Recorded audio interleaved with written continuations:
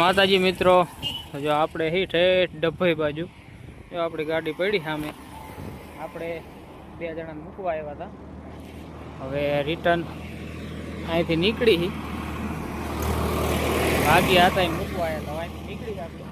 મેં કીધું રિટર્નમાં બ્લોગ ચાલુ કરી દઈ, એટલે બ્લોગ ચાલુ કર્યો છે ડભોઈથી આગળ સંખેડાથી. રસ્તો ખાલી જો, રસ્તો છે ને એક નંબર. આ બાજુ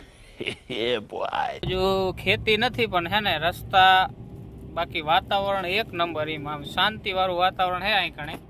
અને આપણે આ વાતાવરણનો આનંદ લેતા લેતા ઘર બાજુ નીકળશું. ટાઈમ 1:30 જેવો થયું છે. સાંજે નિરાતે 5-6 વાગે, 6 નહીં પણ 7-8 વાગે પહોંચી જાઉં. નીકળાશી જો રસ્તાનો આનંદ લેતા લેતા. જંગલ હુંરા આપણે આ જગ્યાએ હી અત્યારે. જો બોર્ડ જોઈ લેજો,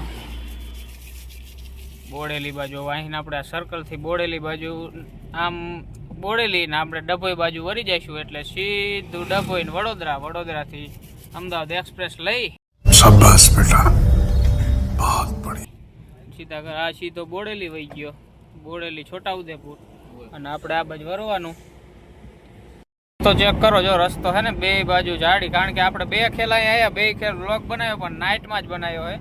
આ વખતે આપણે દીન આવરી દિવસ છે એટલે દિવસનો નજારો દેખાડું.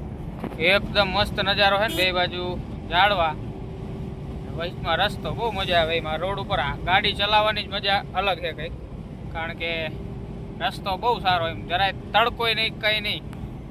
ડભોઈથી બરોડાવાળા હાઈવે ચડી ગયા આપણે. હવે સીધો કપુરાઈ ચોકડીએથી મુંબઈ વાળો હાઈવે પકડી લેવાનો, સીધો એક્સપ્રેસ વેથી સીધું અમદાવાદ. ચોકડીએ પહોંચી ગયા. થોડું ઘણું ટ્રાફિક છે કપુરાઈ ચોકડીએ. આ બ્રિજ નીચેથી ને આપણે ડ્રાઈવર સાઈડ મારી દઈએ એટલે સીધો અમદાવાદ વાળો રોડ. વડોદરા પહોંચી ગયા છીએ. હવે એક્સપ્રેસ લેવાનો, અહીંથી સીધો એક્સપ્રેસ ચડવાનો. આપણે એક્સપ્રેસ ચડી જઈએ. અમદાવાદ બરોડા એક્સપ્રેસ વે આપણો ફેવરેટ રસ્તો છે. લઈ લીધો સીધું અમદાવાદ. પૂરો જોવો ટોલ દઈ દીધો, ટોલ નાકે નીકળી ગયા છે સીધા સીટીએમ. 12 સીટીએમથી સીધો કિશનપુર વાળો રોડ. અમદાવાદ ઘોડાસર, ઘોડાસર પહોંચી ગયા આપણે અમદાવાદ. અહીંથી સરખેજ બાદ નીકળી. માં ટ્રાફિક જામ હે ફૂલ, સાઈડ હે ફૂલ.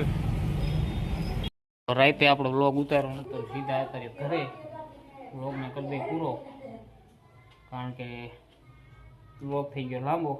મળશું નવા બ્લોગમાં.